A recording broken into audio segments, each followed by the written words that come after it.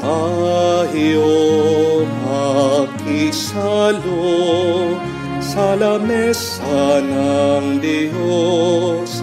Grasya niya'y handa na, magalak at magsaya. Ito na ang araw, gawa ng Panginoon. Mawit ng masaya, purihin ang Diyos. Magtipon tayo, makisalo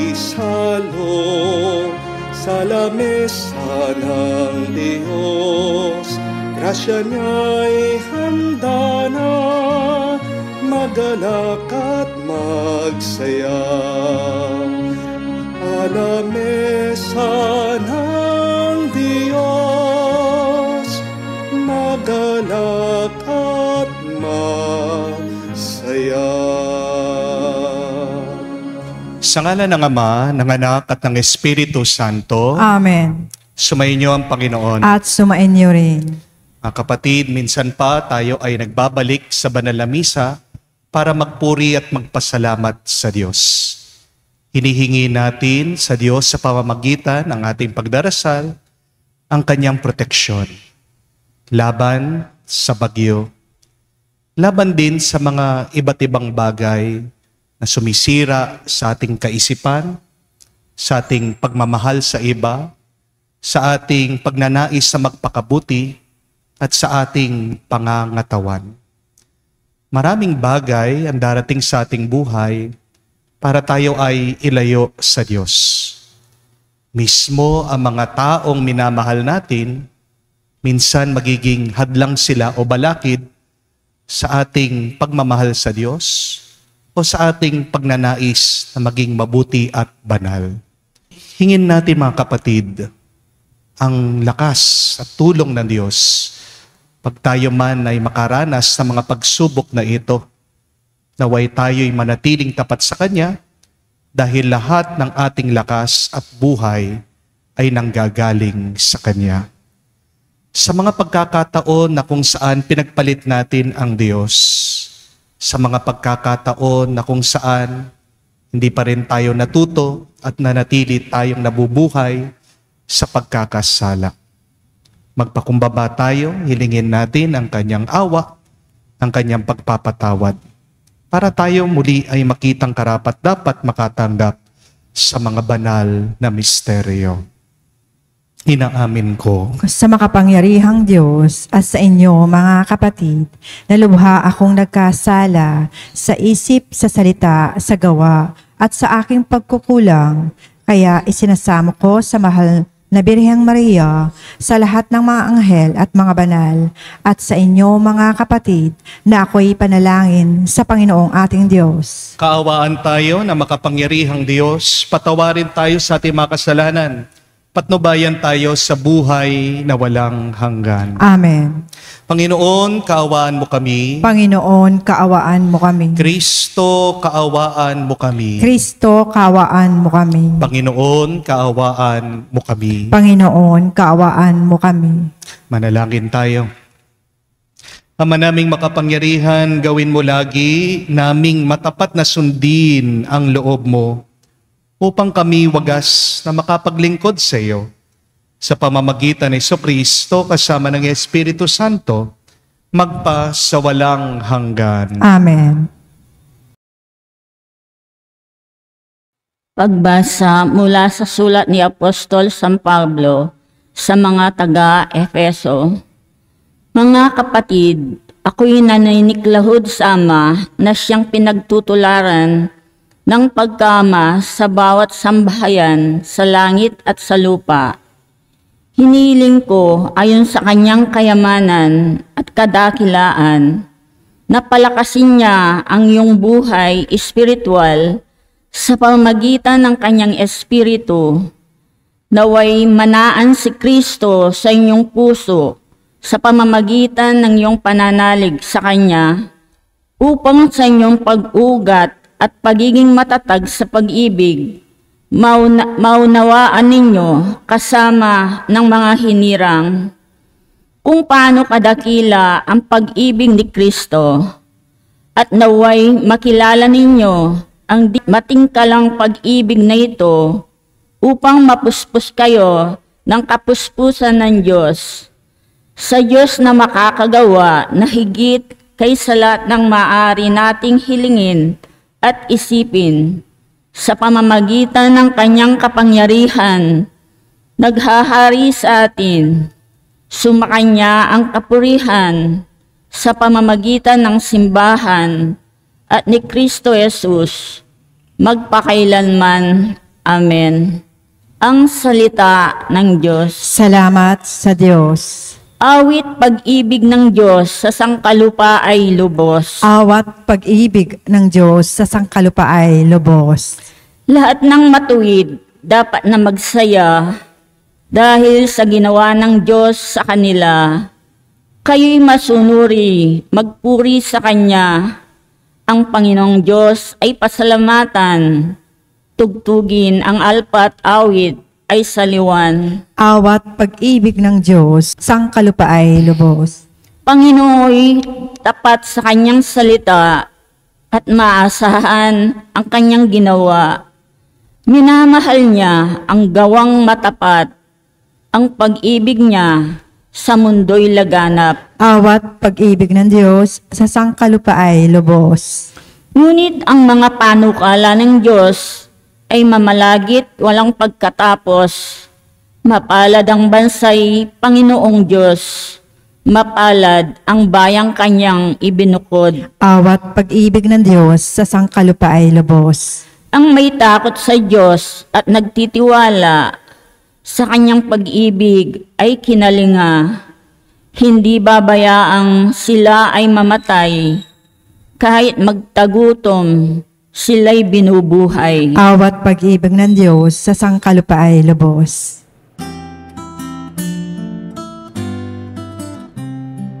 Alleluia, alleluia, alleluia, alleluia, alleluia, alleluia, alleluia, alleluia, alleluia, alleluia, alleluia, alleluia. Tanay aking tatalikdan upang si Kristo'y makamtan bilang tanging pakinabang. Alleluia, alleluia. Sumainyo ang Panginoon. At sumainyo rin. Ang mabuting balita ng Panginoon ayon kay San Lucas. Papuri sa iyo, Panginoon.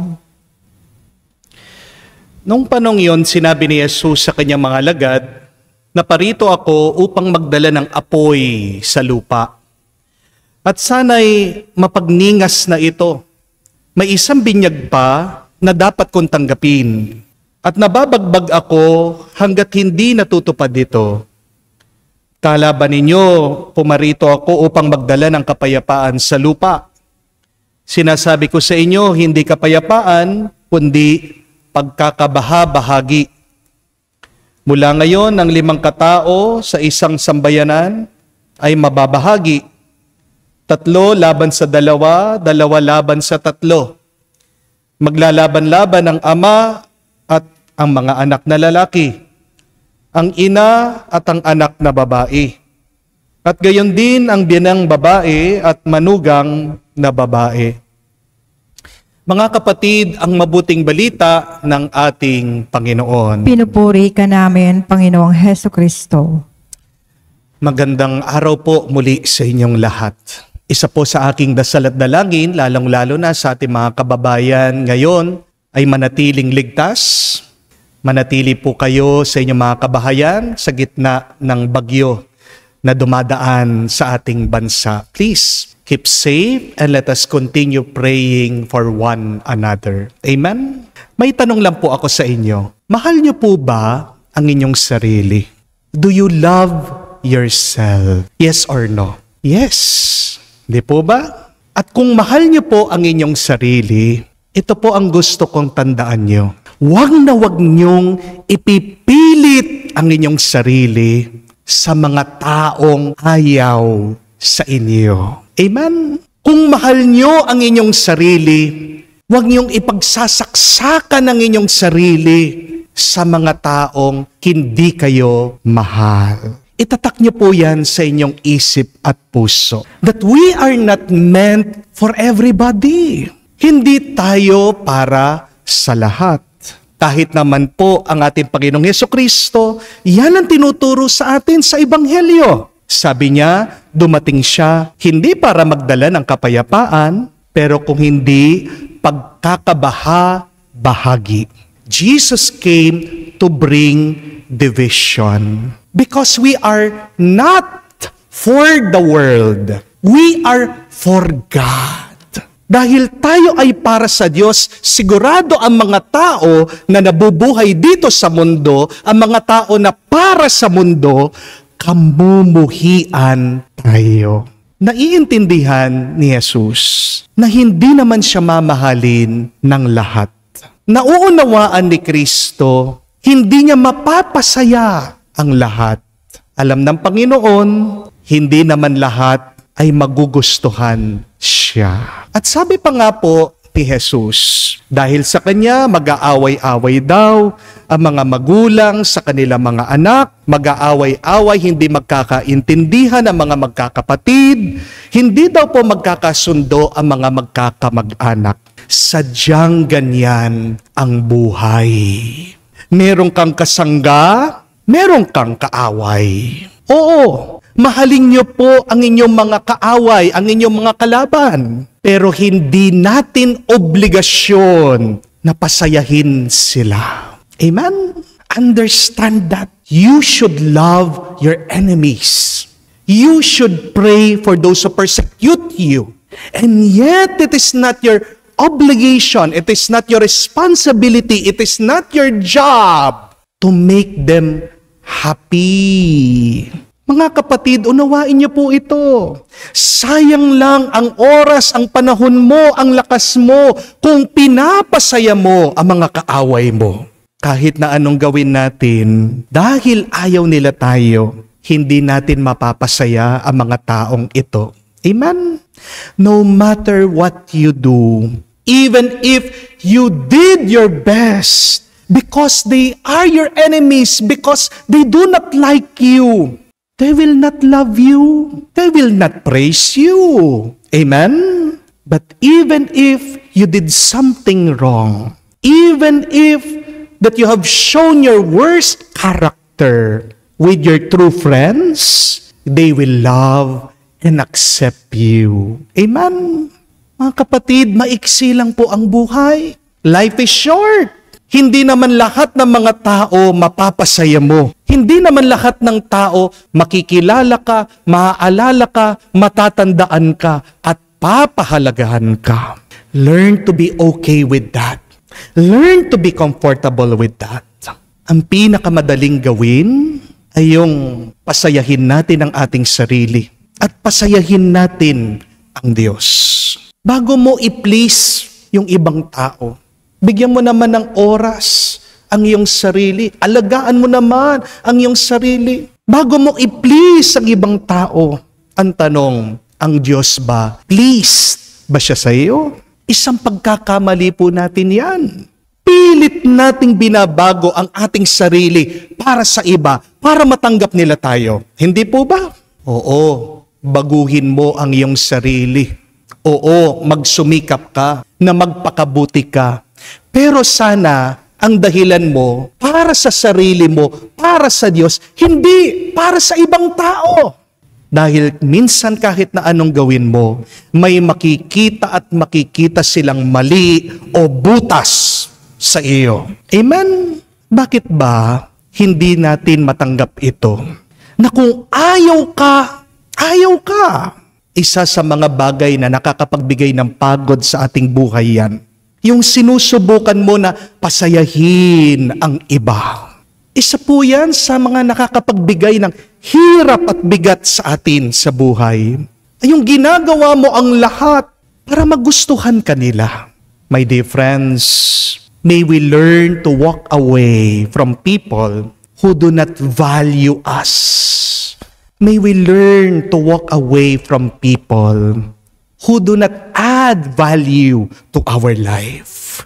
Sometimes, it is better to cut people from your life rather than to stay with them if all that they give to you is just misery, stress, and worry. Walk away from people who put you down. Walk away from people who always fight you. Walk away from people who do not see your worth and value. Kung ang isang tao nagiging lason na sa iyo, lumayo ka. Lumayo ka. Kung napapasama ka na dyan, lumayo ka. Minsan sa buhay, kahit na anong gawin po natin, magiging masama at masama tayo sa ibang tao.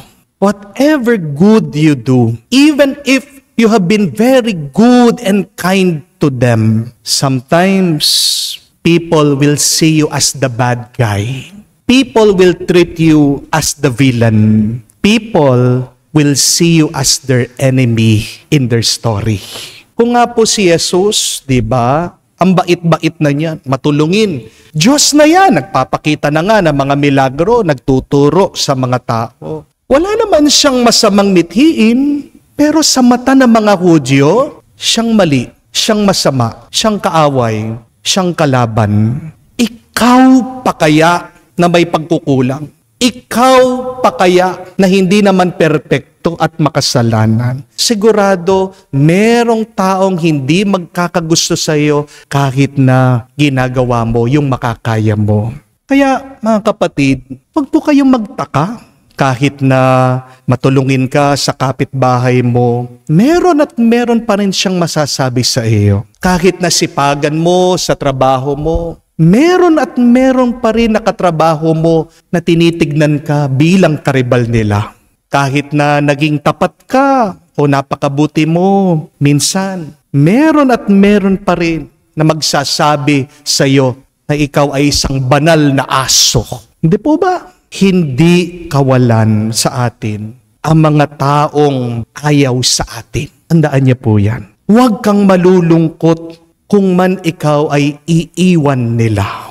Pero malungkot at mag-alala ka pag ang Diyos ang lumayo sa iyo. Malungkot at mag-alala ka pag ang Panginoon na ang lumayo sa iyo. Dahil ang pinakamahalaga sa ating buhay ay yung nananatili tayong tapat at totoo sa mga taong nagmamahal sa atin at sa Diyos na nagmamahal at napakabuti sa atin. Di po ba kapag nakikipagkaibigan tayo, sinong gusto nating kaibigan? Sinong gusto nating kasama? Hindi po ba yung mga mababait, yung mga mabubuti at tapat? Amen? Makikipagkaibigan ka ba sa isang taong masama sa iyo? Di ba hindi? Makikipagkaibigan ka ba sa isang taong nararamdaman mo na plastic sa iyo? Di ba hindi? Makikipagkaibigan ka ba sa isang taong makasarili? Di ba hindi?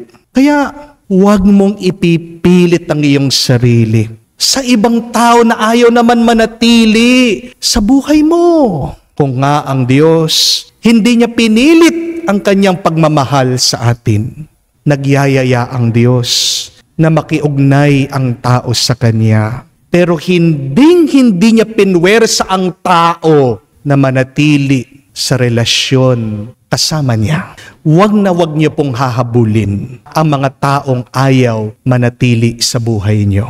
Dahil ang pekeng tao, hindi niya kailanman pupunuin ng tuwa at kapayapaan ang kaluluwa mo.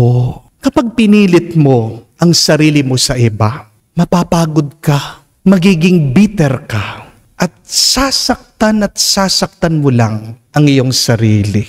Meron nga pong isang kasabihan sabi, do not be afraid of losing people in your life, but be more afraid of losing yourself because you're trying to please people in your life. Meron talagang mga tao na darating sa buhay natin na hindi talaga magtatagal na kasama natin. You have to understand that, my dear friends. Not everybody are meant to stay with us forever. Only God is meant to stay with us forever. Some people in our life are just there to be part of our history. And they should not be a part of your destiny.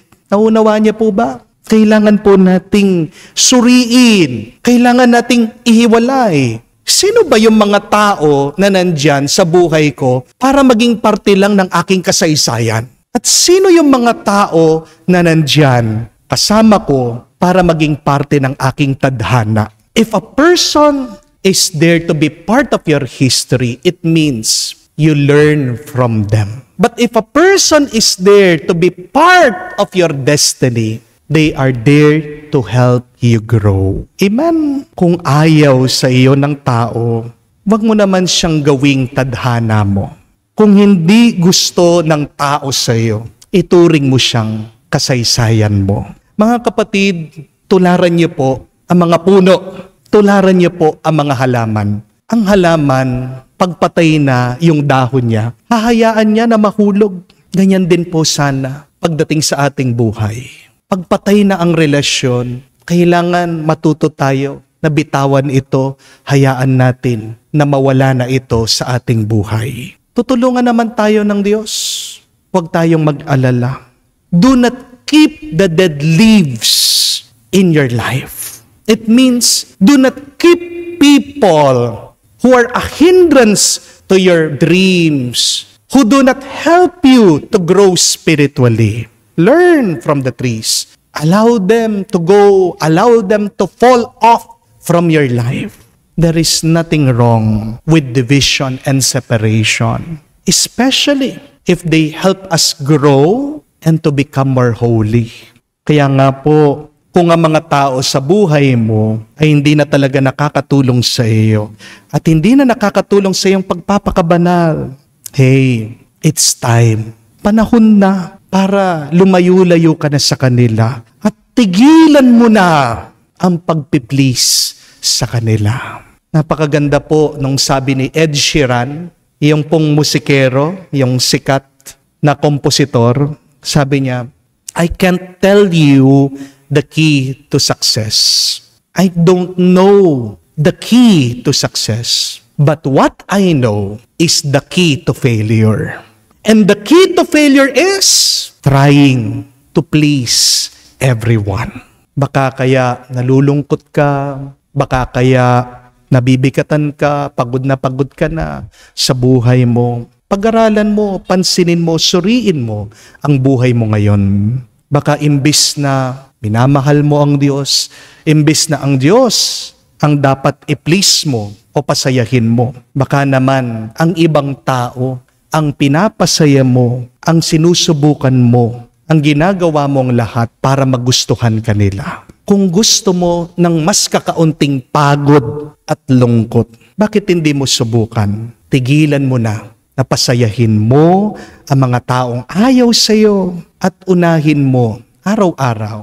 Pasayahin mo ang Diyos.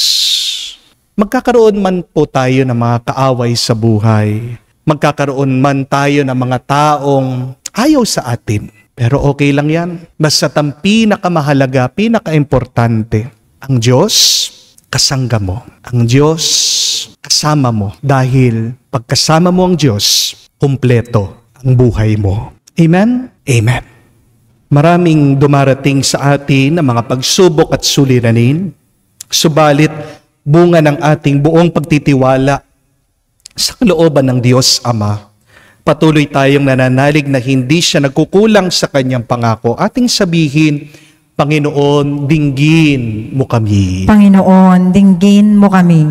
Ang mga pinuno ng simbahan na hayagang inuusig naway mabigyan ng tapang at lakas upang manatili sa kanilang pananampalataya. Manalangin tayo sa Panginoon. Panginoon, dinggin mo kami. Ang mga magulang naway magkaroon ng lakas at tapang na patnubayan ang kanilang mga anak sa pamamaraan ng pananampalataya at kristyanong pamumuhay. Manalangin tayo sa Panginoon. Panginoon, dinggin mo kami. Ang mga pamilya at mga komunidad na pinaghihiwalay ng pagkakaiba ng relihiyon, naway matagpuan ang katotohanan at magpakita ng paggalang sa isa't isa. Manalangin tayo sa Panginoon. Panginoon, dinggin mo kami. Sa katahimikan po ng ating puso, banggitin din natin sa Diyos ang ating mga personal na pangangailangan at isama din po natin ipagdasal ang ating mga kababayan na kung saan sila'y nahihirapan dahil sa pagdaan ng bagyo. Ama naming Diyos, pinadala mo ang iyong anak upang tulungan kami sa aming mga paghihirap. Kalingain mo kami sa aming mga sakit at bigyang lakas kami upang laging makatugon na may pananalig sa iyong salita. Hinihiling namin ito sa pamagitan ni Kristo, aming Panginoon. Amen.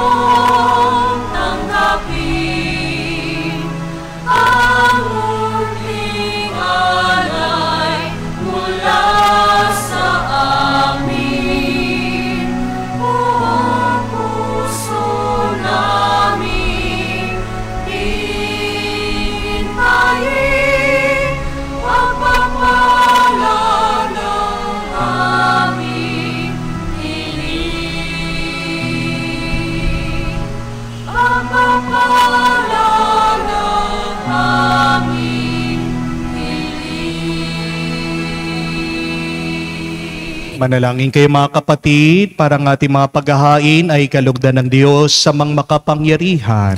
Tanggapin nawa ng Panginoon itong paghahain sa iyong mga kamay, sa kapurihan niya at karangalan sa ating kapakinabangan at sa buong sambayanan niyang banal. Ama naming lumikha, ipagkaloob mong ikaw ang aming kusang mapaglingkuran sa paghahain namin ng mga alay na iyong bigay, upang kami dalisayin ng iyong pagmamahal.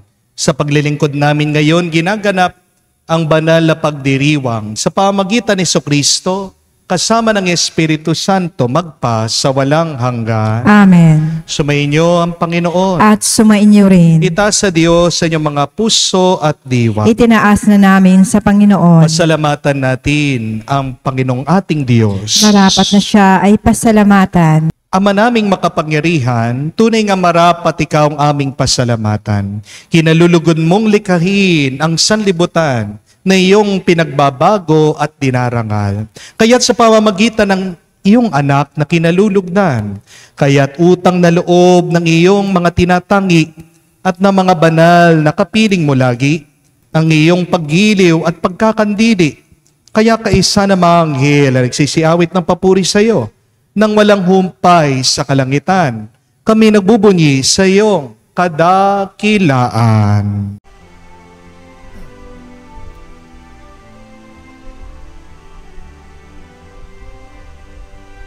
Santo, Santo, Santo, Panginoong Diyos ng mga hukbo, napupuno ang langit at lupa na kadakilaan. Hosanna, Hosanna, sa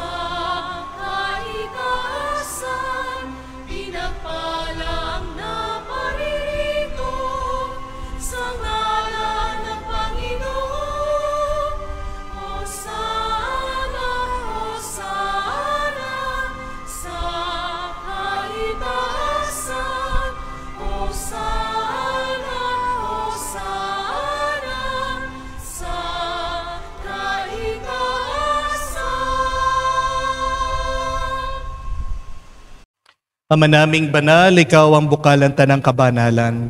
Kaya't sa pamagitan ng iyong Espiritu, gawin mong banal ang mga kaloob na ito upang para sa amin maging katawan at dugo ng aming Panginoong Hesu Kristo. Bago niya pinagtiis ang kusang loob na maging handog, hinawakan niyang tinapay, pinasalamatan kanya. Pinaghati-hati niya iyon, inabot sa kanyang malagad at sinabi, "Tanggapin ninyong lahat ito at kanin. Ito ang aking katawan na ihahandog para sa inyo."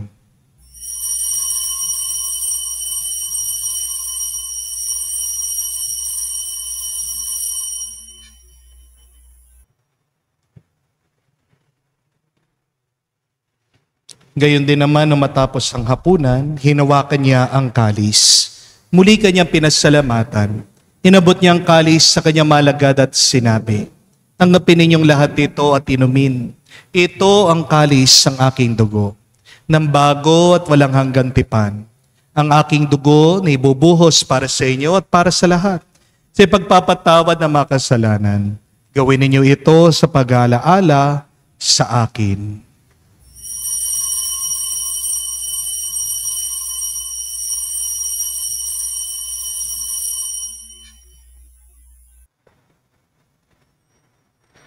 Ang misteryo ng pananampalataya. Aming ipinahayag na namatay ang iyong anak, nabuhay bilang Mesiyas at magbabalik sa wakas para mahayag sa lahat. Ama, ginagawa namin ngayon ang pag-alaala sa pagkamatay, muling pagkabuhay ng iyong anak. Kaya tinialay namin sa iyong tinapay bibigay buhay at ang kalis na nagkakaloob ng kaligtasan. Kami nagpapasalamat dahil kami yung minarapat na tumayo sa harap mo para maglingkod sa iyo. Sinasamo namin kami magsalo-salo sa katawan at tugon ni Kristo ay mabuklod sa pagkakaisa sa pamamagitan ng Espiritu Santo. Ama, lingapin mong iyong simbahan, laganap sa buong daigdig. Puspusin mo kami sa pag-ibig. Kay San Francesco, ang aming Papa, Florentino, aming Arsobispo at ng Tanang Kaparian. Alalahanin mo rin ang aming mga kapatid na nahimlay, may pag-asang muling mabubuhay. Gayon din naman lahat ng mga pumanaw, kawan mo't sila't patuloyin sa iyong kaliwanagan. Kawan mo't pagindapatin kaming lahat na makasalo sa iyong buhay na walang wakas. Kaysa na mahala Birhen Maria, Ina ng Diyos, kaysa ni San Jose, ang kanyang maligayang esposo, kaysa na mga apostol at lahat ng mga banal na namuhay dito sa daigdig na kalugod-lugod sa iyo, may pagdiwang nawa namin ang pagpupuri sa kararangal mo sa pamamagitan ng iyong anak aming Panginoong Hesu Kristo. Sa pamamagitan ni Kristo, kasama niya at sa Kanya, ang lahat ng parangal at papuri ay sa iyo, Diyos Ama, makapangyarihan, kasama ng Espiritu Santo, magpasawalang hanggan. Amen, Amen, Amen. Sa nakakagaling na utos at turo ni Jesus sa Panginoon natin na Diyos, sama-sama nating dasalin ang Ama namin.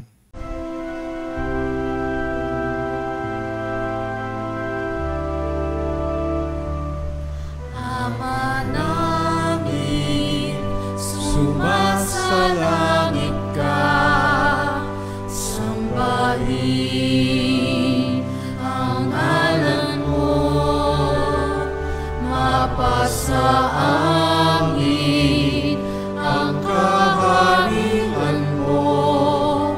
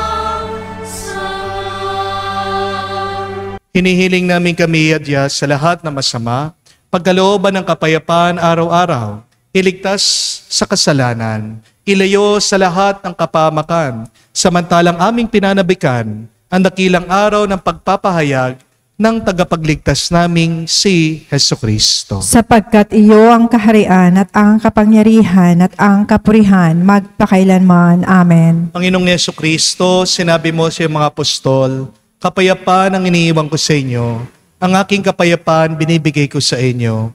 Tunghayan mo ang aming pananampalataya, huwag ang aming pagkakasala. Pagkalooban mo kami ng kapayapaan at pagkakaisa, ayon sa iyong kalooban. Kasama ng Espiritu Santo, magpa sa walang hanggan. Amen.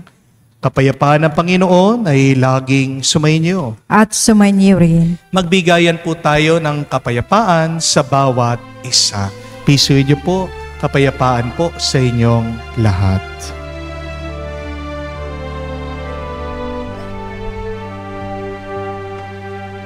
Cordero ng Diyos na nag-aalis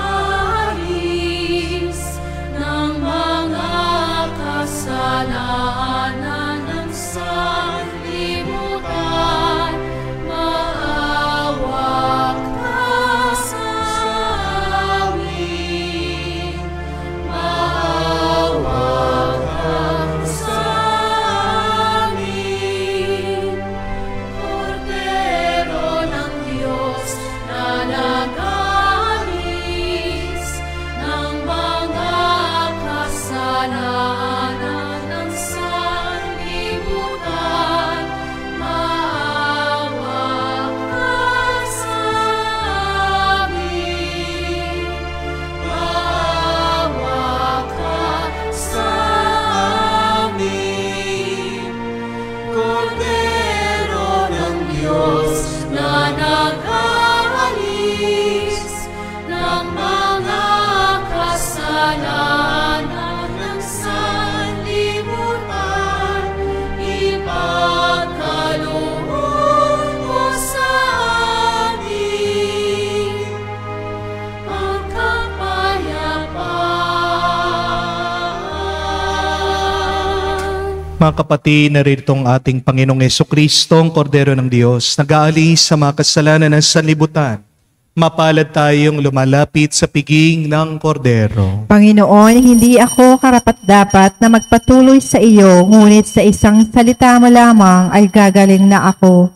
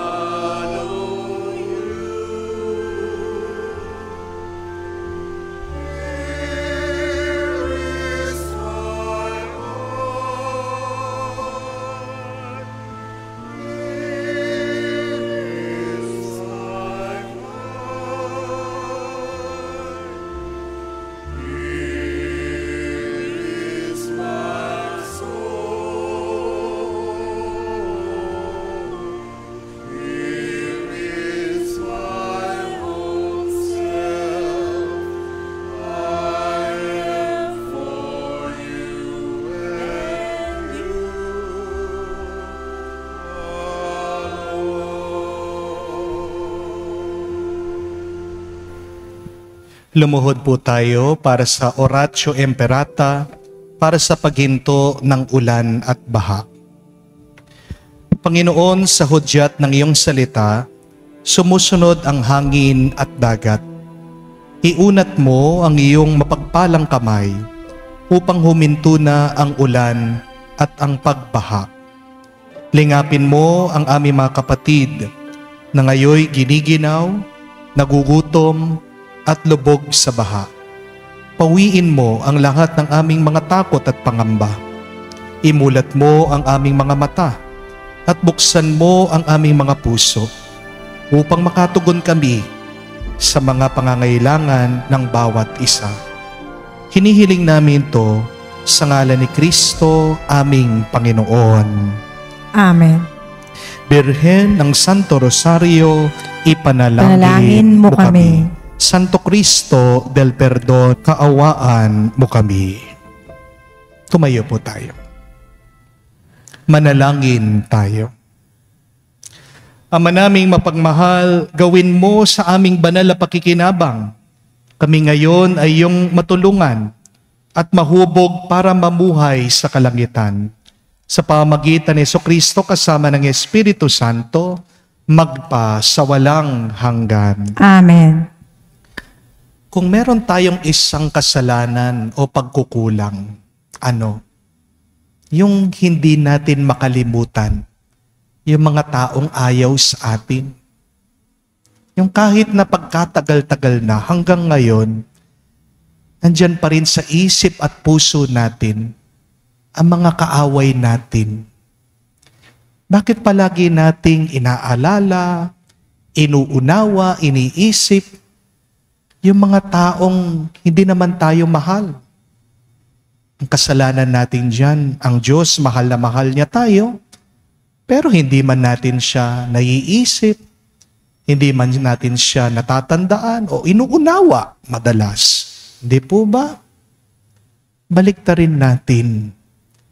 Sanayin natin na araw-araw. Naisipin natin, maalaala sana natin at unawain ang Diyos na nagmamahal sa atin. Hindi kawalan ang mga taong ayaw sa'yo na sila'y lumayo o hindi manatili sa buhay mo. Pero malaking kawalan pag ang Diyos ang mawawala sa buhay mo. Kaya nga, ngayon pong araw na ito para sa ating assignment, do something that will please God. Ano yung isang bagay na makakapagpasaya naman o makakapagbigay ng tuwa sa Diyos? Dasalin nyo yan. Pagmunihan nyo yan. Suriin nyo ang inyong sarili. Alam nyo naman kung anong dapat gawin. Hindi po ba? Alam natin ang ating mga pagkukulang. Alam natin kung ano ang makakapagbigay ng galak sa Diyos. So please, rather than pleasing your enemies, pleasing people who do not like you, please God today. Para mas dumami pa at umapaw ang pagpapala niya sa buhay mo. Sumayin niyo ang Panginoon. At sumain niyo rin. Kayo ay basbasan ng Diyos makapangyarihan at sa ngalan ng Ama, ng Anak, ng Espiritu Santo. Amen. Ang ating misa ay natapos na. Umayo kayo sa kapayapaan ni Kristo. Salamat sa Diyos.